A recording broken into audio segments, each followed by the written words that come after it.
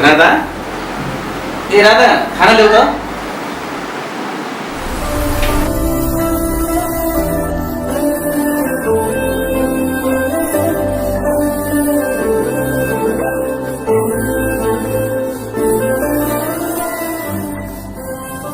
खाना त मलाई मात्र छ त, तिमीलाई खै त? भोलि तीज हो नि, मैले दर बनाएकी छु, म आज यो खाना खादिनँ। ए भोलि तीज? लजिकली मलाई भन त, यो तीजको दिन व्रत बसेर श्रीमानको आयु लामो हुने भए संसारका सबै श्रीमानहरू अमर हुन्थ्यो होला, होइन त? यो त रीतिरिवाज हो नि। हामी हिन्दू नारीहरूले यो विश्वास गर्छौँ कि यदि तीजमा शिवजीको व्रत बस्यो भने आफ्नो श्रीमानको आयु लामो हुन्छ रे। त्यसैले त हजुरको लामो आयुको लागि म व्रत बस्दैछु। ए त्यस्तो हो? त्यसो भए म पनि खाना खान्छु। किन नि? तिमीलाई मेरो लामो आयु चाहिएको छ भने मलाई पनि तिम्रो लामो आयु चाहिएको छ। भोलि म पनि शिवजीको व्रत बस्छु। सागर तिमी पागल हो। तिम्रो माया। भोलि म माइत जान्छु ल, आमालाई भेट्न।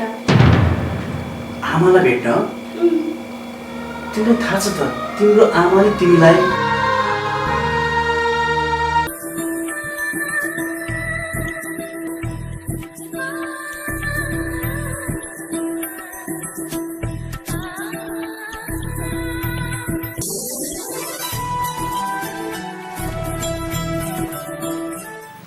आमा, आमा।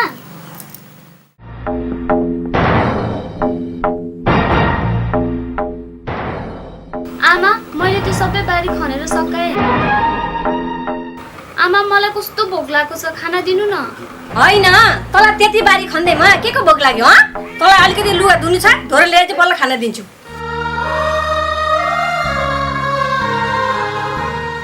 मैले जे भन्छु त्यही मान, बल्ल खाना दिन्छु, बुझिस्? ल धोएर ल्याएर आइज, बल्ल खाना दिन्छु जा।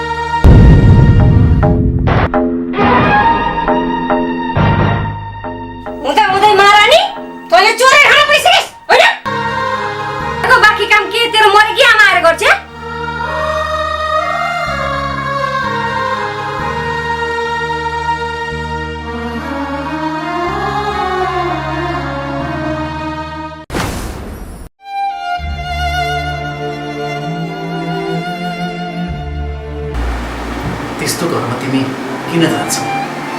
थाहा छ मलाई, आमाले मलाई माया गर्नुहुन्न। तर म आमालाई यति धेरै माया दिन चाहन्छु कि आमाले मलाई माया गर्नु बाध्य हुनुहुनेछ।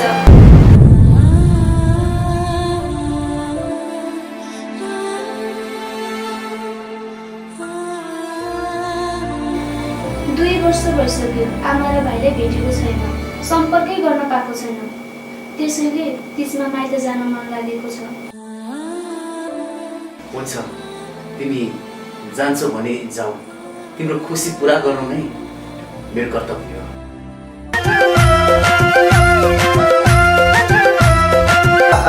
के हो सागर, तिमी पनि तीजको व्रत बसेको? के हो यार? किन म तीजको व्रत बस्नु हुँदैन? जब मेरो श्रीमतीले मेरो लागि व्रत बस्छ भने मैले पनि श्रीमतीको लागि व्रत बस्न नहुने? त्यसमा हाँस्नुपर्ने कुरा के नै छ र? नहाँसेर के गर्ने यार? व्रत तीज यी सब श्रीमतीहरूले मनाउने रीतिरिवाज हो। जे गर्छन् महिलाहरूले नै गर्छन् यार। महिलाहरूले गर्छन् रे?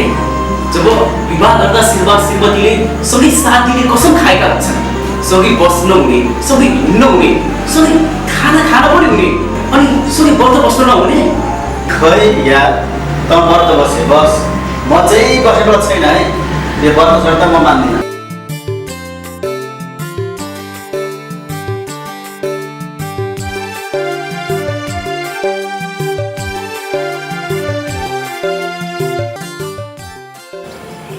नमस्ते काका। नमस्ते राधा नानी, सन्चै आरामै? सन्चै छु काका, हजुर सन्चै हुनुहुन्छ? एकदमै सन्चै छ नानी। तिमी त धेरै दिनपछि पो आयौ त माइत। काका, बिहे गरिसकेपछि पहिलोचोटि माइत आउँदैछु। यसको मौका पारेर आमासँग तिज मनाऊँ कि भनेर। अनि एउटा कुरा सुन्यौ त?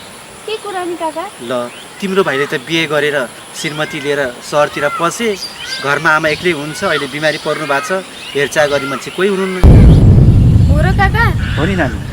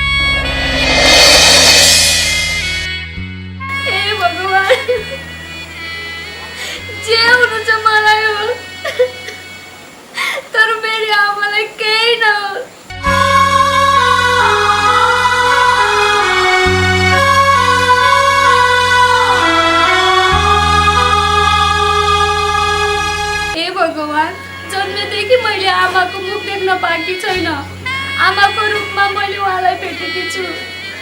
आमाको माया कस्तो हुन्छ मैले उहाँबाट पाएको छु। प्लिज भगवान उहाँलाई चाँडै सन्चो गराइदियो।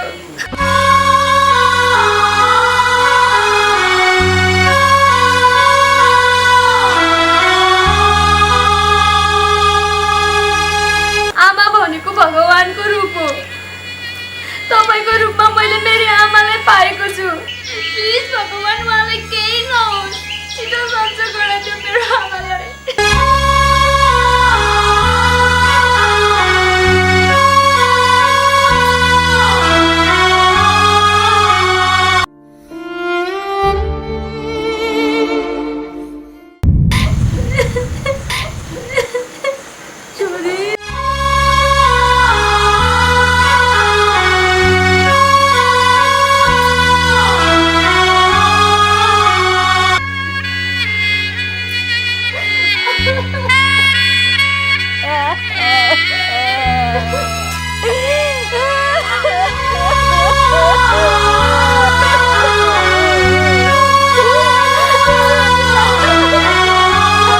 आमा आमा नै हुन्छ। हेर्नुहोस्, आमाले आफ्नो सन्तानलाई कहिले पनि कुभलो सोच्दैन।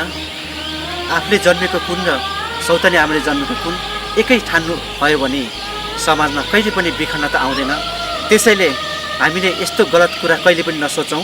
सम्पूर्ण नेपाली दिदीबहिनीहरूलाई हरितालिका तीजको धेरै धेरै शुभकामना।